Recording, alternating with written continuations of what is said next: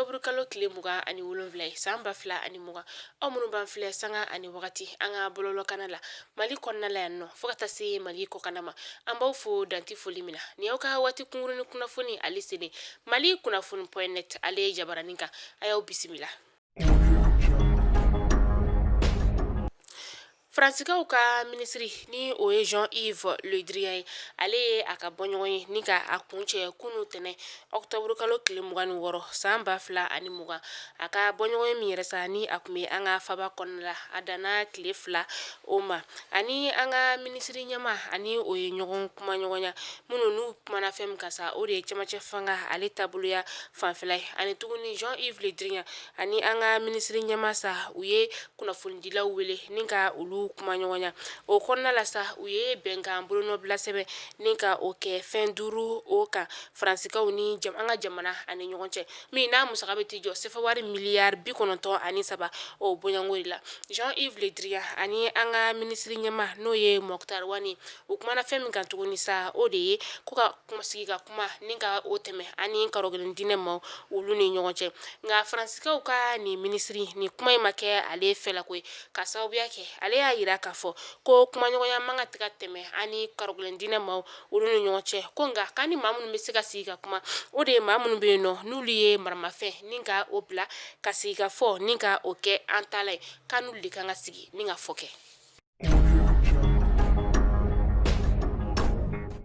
Abijankaw ka dugu min bɛ yen nɔ ni ale bɛ wele ko Dabu bingani wale caman kɛra ni dugu in kɔnɔna la ka sababuya kɛ u ka jamana ɲɛmaa kalafili ko ka se ka o ko ni ka o ko bɛɛ lajɛlen tiɲɛ cogoya min na nka a kɔnɔna la sa a yirala k'a fɔ ko an ka maliyɛnden dɔw bɛ a ko la mɛ nka maa minnu bɛ yen nɔ n'olu joginna kosɛbɛ a ma bɛ t'i jɔ maa 57 o la an ka maliyɛnden minnu bɛ Côte d'Ivoire kaw olu fɛ yen nɔ a yirala k'a fɔ ko maa 10 bɔɲɔgɔnko tun bɛ nin maa ninnu na maa 8 o bɔnɛna ni na dabukaw olu fɛ yen nɔ olu fana y'a yira k'a fɔ ko maa 4 fana bɔnɛna u ni na yen nɔ nka nin bi a mɔgɔ 5nan fana o bɔnɛna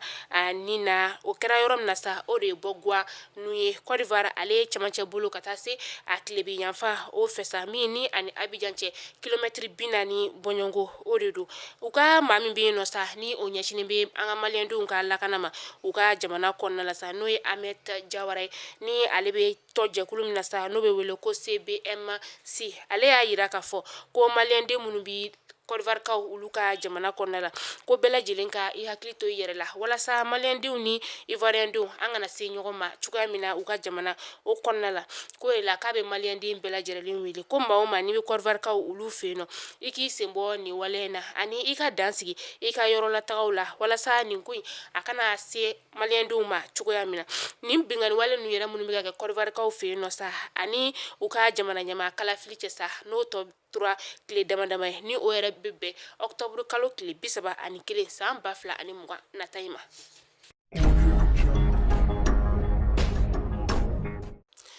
An bɛ taa Iwarukaw olu fɛ yen nɔ Num Cɛcaw ni bɛɛ lajɛlen b'ale wele ko NTT ale de kɛra Iwarukaw ka dugutigi kura ye kunu octobre kalo tile 26 san 2020 nin cɛba in ale sigira sa kabini avril kalo tile 12 tɛmɛnen ni u ka dugutigi ni ale ntanyana sa dugutigi kura u ye o sɔrɔ nin baara in yɛrɛ bɛɛ lajɛlen kɛra u ka jamana marabaaw olu ɲɛna ka taa se u ka prefew u ka maires ani u ka commandants ma fo ka taa se u ka ladalatigiw caman nin ko in kɛra olu bɛɛ ɲɛna.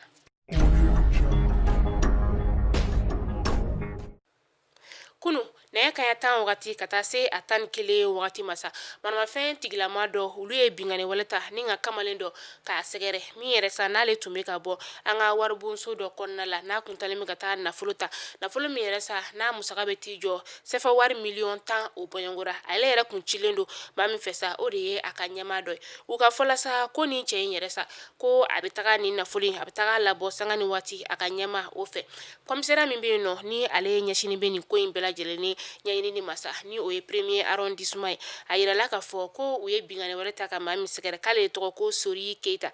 Keita yɛrɛ sa a si bɛ t'i jɔ san 30 o bɔɲɔngo la a tun bɛ bolimafɛn min na sa o de ye bolimafɛn sen fila ye n'an b'a wele ko moto ni binganikɛla ninnu yɛrɛ sa u ye a lajɔ centre Awa Keita o yɔrɔ la n'o ni boulevard de l'indépendance yɛrɛ o man jan u y'a lajɔ wagati min na u y'a yɛrɛ k'a fɔ ko a ka nafolo ni ka a di u ma a y'i firifiri u bolo wagati min na u ye mugu ci a sen na a kɔni sɛbɛkɔrɔ jogina u y'a ta teliya la ni ka taga n'a ye Gabriel Ture la walasa a bɛ se ka kɛnɛya cogoya min na.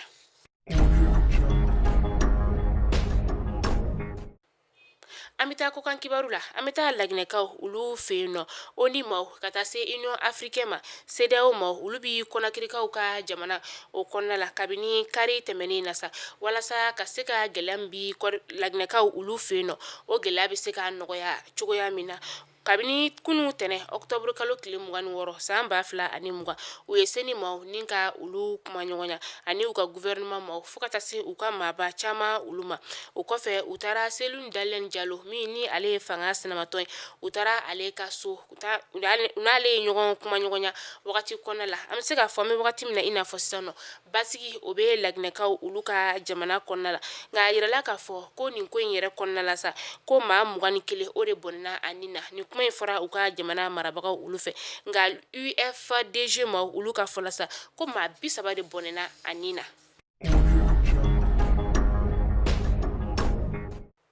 Kongokaw ka jamana ɲɛma n'o ye Felix Tshisekedi ale ye ba tigɛ kunu tɛnɛ octobre kalo tile 26 san 2020 ka taa Brazzavillekaw olu fɛ yen nɔ walasa t'u ka sanyɛlɛma ɲɛnajɛw baaraw ni ka t'olu kolomokari a welela maa min fɛ sa o de ye a baaraɲɔgɔn n'a jɛɲɔgɔnkɛ n'o ye